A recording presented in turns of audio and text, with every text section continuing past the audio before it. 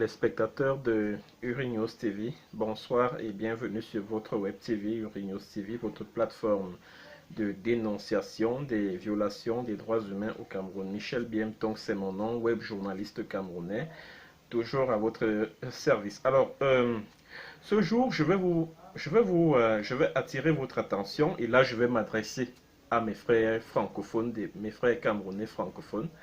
J'aimerais attirer votre attention sur ce qui se passe dans l'autre Cameroun, dans le Southern Cameroun.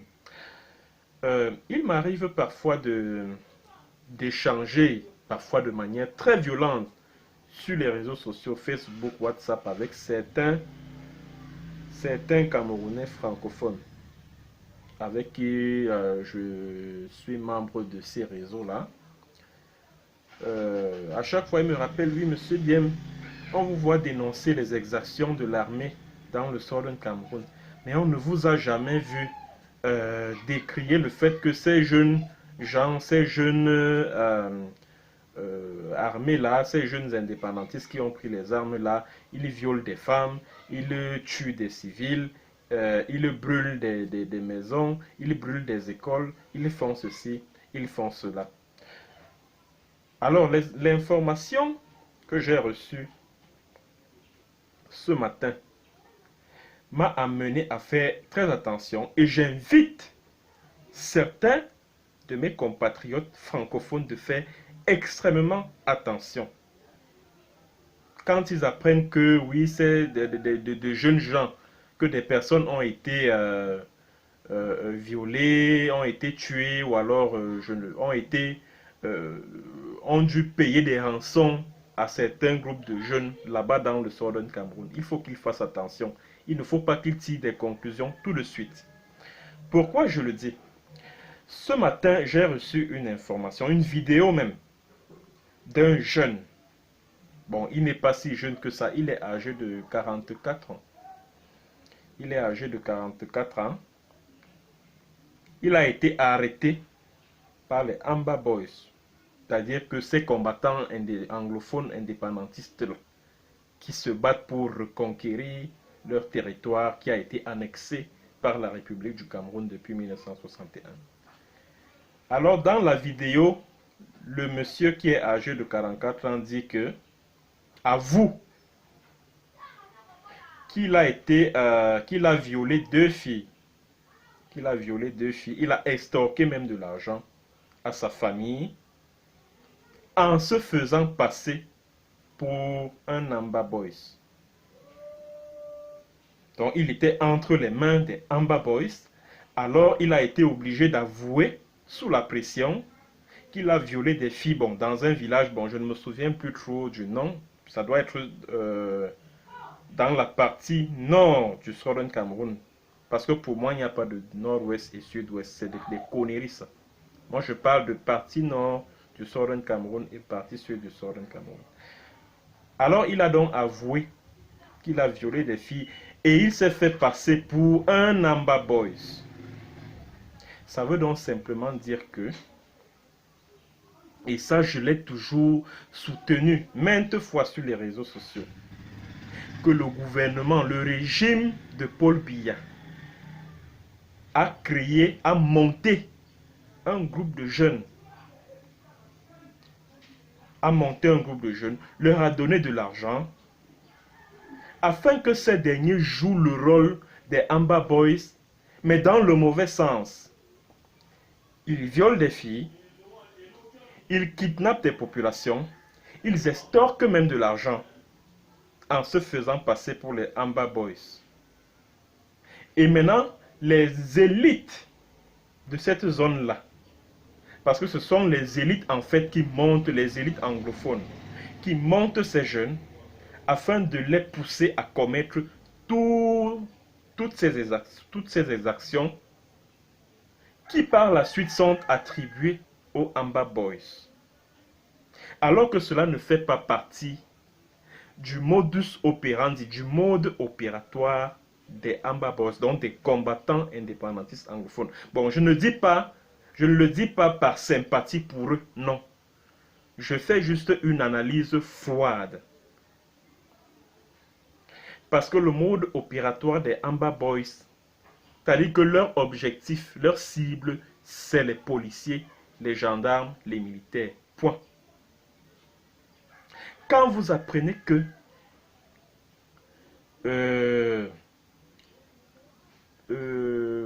des populations ont été violées, enfin que des filles ont été violées, que des rançons ont été payées par un groupe de jeunes, sachez que ce ne sont pas les Amba Boys, parce que les Amba Boys n'opèrent pas de la sorte. Et c'est pour ces raisons que vous voyez que ce monsieur de 44 ans là a été arrêté par ces Amba Boys là. Parce que les Amba Boys ne se reconnaissent pas dans les actes qu'il a posés.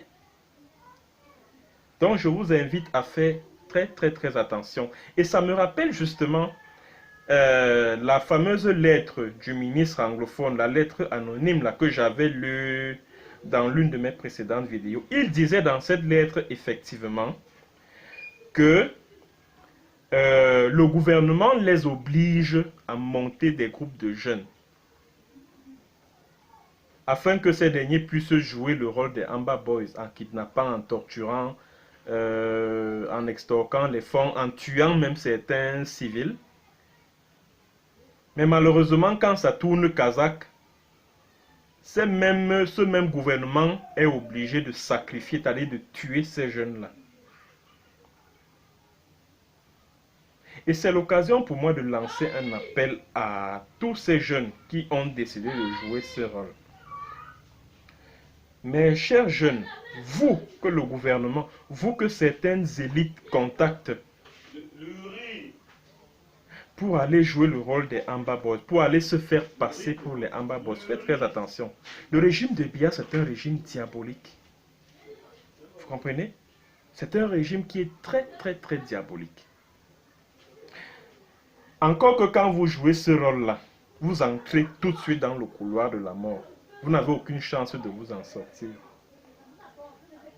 Parce que vous courez le risque soit d'être arrêté par ces jeunes gens-là, par les Amba Boys, soit d'être tué par les tueurs professionnels du régime de Biya, parce que si vous n'accomplissez pas la mission qui vous a été assignée par eux, ils vont vous assassiner pour tuer toute évidence. Souvenez-vous de ce qui s'est passé, de ce que les 30 jeunes qui ont été tués à Menka Ping, le 25 mai 2018. C'est-à-dire c'est un groupe de jeunes qui a été monté par les élites du coin. Alors l'objectif c'était qu'ils se fassent passer pour les Amba Boys en kidnappant et en exigeant des rançons. Mais maintenant, comme ils n'ont donc pas rempli cette mission-là, ces élites de Santala ont donc décidé de tuer ces jeunes-là. Et c'est ce qui s'est passé. Et c'est ce qui s'est passé à Menka Ping ce 25 mai au matin. C'est-à-dire qu'on a envoyé des tueurs professionnels pour assassiner tous ces jeunes ainsi que tous les témoins qui se trouvaient tout autour de la scène. Donc je vais inviter mes frères francophones à faire extrêmement attention. Mais alors, très attention.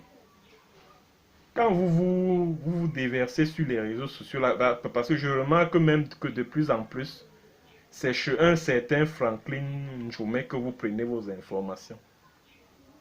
Honnêtement, vous pensez que des gens comme des Franklin Njoumé peuvent être des modèles dans la zone anglophone? C'est-à-dire que des gens comme les Franklin Njoumé, c'est des vendus. C'est des gens que la population a même rejeté, les Ekema Patrick. Ekema Patrick a organisé une marche ce matin à Boya. Il y avait combien de personnes? Même pas 100 personnes. Même pas 100. Quand Sisiku Ayuktabi et le gouvernement intérimaire de l'Ambazonie a appelé à une manifestation le 1er octobre, vous avez vu la foule qui était dans la rue? Oh, Ekema, il appelle à une manifestation, il n'y a même pas 100 personnes. Ça veut dire ce que ça veut dire, mes chers amis. Donc, c'est pour vous dire, chers frères francophones, que le combat pour l'indépendance du Southern Cameroun, ce n'est plus l'affaire d'une minorité d'égarés. c'est une cause populaire, monsieur. C'est-à-dire que c'est le peuple qui porte ce combat. C'est le peuple qui porte ce combat. Et si les Amba Boys se conduisaient comme vous le pensez, je ne pense pas qu'ils auraient le soutien de la population. Je ne pense pas que les Field Marshal se placeraient comme ça là devant les vidéos pour dire à l'armée camerounaise qu'envoyer 1000 personnes, nous allons envoyer 3 personnes. C'est parce qu'ils savent qu'ils ont le soutien de la population. Excusez-moi, hein, ce n'est pas pour encourager la violence, la guerre, mais je les comprends. Moi, je le dirai toujours. Je les comprends et parfaitement. Parce qu'un régime comme celui de Paul Biya, ce n'est pas quelqu'un qui aime le dialogue. Non, il n'aime pas le dialogue. Lui, il aime la force, l'arrogance, les machins. C'est comme cela que lui procède. Lui, c'est la méthode forte. Quand il a nommé Atanganji ministre de l'administration territoriale, c'était un signal qu'il envoyait à ses frères que voilà, j'ai mis quelqu'un là pour vous mater. Alors la seule réponse qu'il faut donner à un monsieur comme celui-là, c'est la force. Ok? C'est la force. Et là, je trouve qu'ils ont raison. Donc, chers frères francophones, là, vous qui passez votre temps à vous déverser sur les réseaux sociaux, parfois en ramassant des vidéos, des fausses vidéos, même des fausses photos, pour salir le combat de ces jeunes que je trouve courageux. Mais alors, très courageux. Très courageux.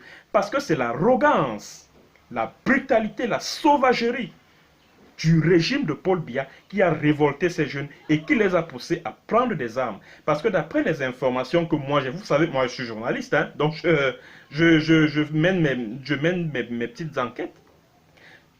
Bon, d'après les enquêtes, j'ai enquêté sur ces jeunes Amba Boys.